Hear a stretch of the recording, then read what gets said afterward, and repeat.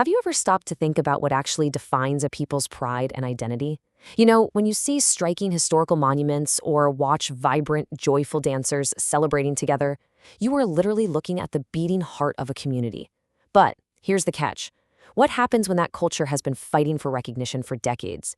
How does a community actually reclaim its voice and its heritage?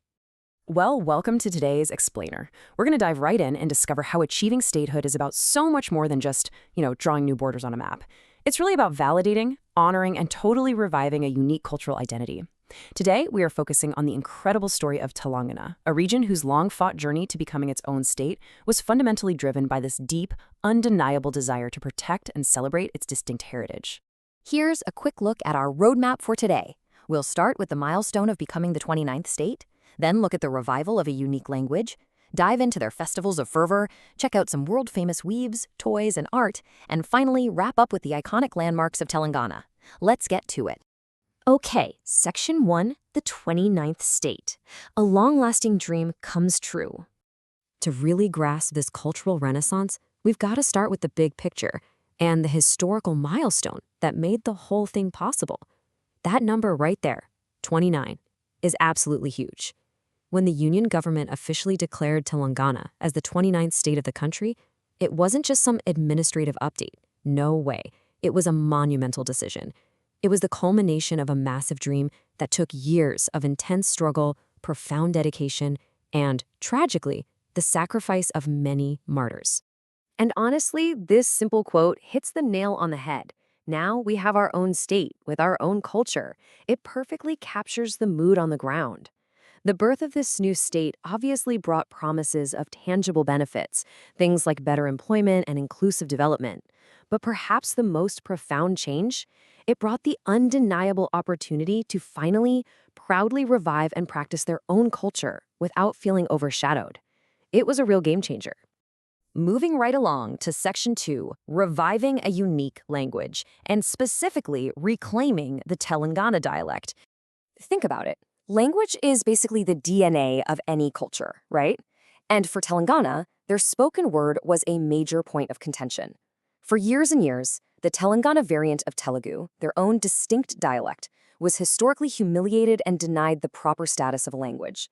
Imagine speaking your mother tongue and constantly being made to feel like it's somehow lesser. It's heartbreaking. But look at the present and future. They look drastically different now. Statehood officially acknowledged this dialect as a core, irreplaceable piece of their cultural identity. Next up is Section 3, Festivals of Fervor, celebrating life and faith. Language is just one piece of the puzzle, though. The festivals of Telangana, they are these massive, colorful expressions of the community's entire way of life. Take Bonalu, for example. It's the official state festival, celebrated during the Hindu month of Ashadam, and it is something else. It's marked by these incredibly jubilant processions, full of warmth and absolute fervor.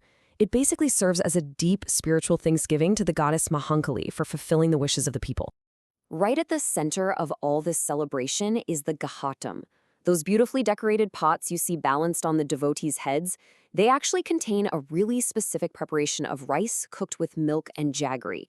Devotees carry these pots through the streets, singing these amazing traditional songs, and the whole massive fetch culminates when the Gahatams are formally offered to the local goddesses. It's just a gorgeous blend of culinary offering and deep devotion. Another one that's just as vibrant and entirely unique to this region is the festival of Bathukama. Celebrated as part of the wider Dasera festivities, Bathukama is essentially a giant, beautiful festival of flowers. Women gather together, forming circles around these meticulously stacked floral arrangements. They sing folk songs deeply tied to their roots, and later on, these magnificent bathukamas are taken down to local tanks and streams to be immersed. But here's a really cool detail. These impressive bathukamas aren't just thrown together with random flowers you'd find in any garden. The traditions are highly specific. They're intricately stacked using specific regional flowers, the tindu, the gunugu, and the chamanthi. Using these exact blooms isn't just about making it look pretty. It gives the festival its deep historical and religious significance, literally tying the people directly to the native flora of their own land.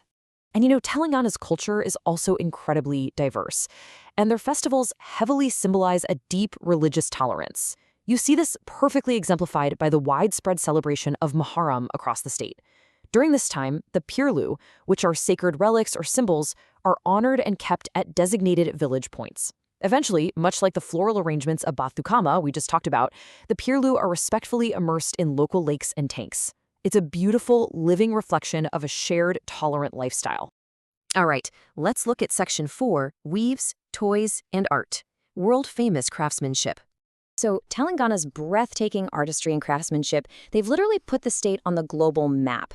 This isn't just local pride we're talking about. This is world-recognized top-tier talent.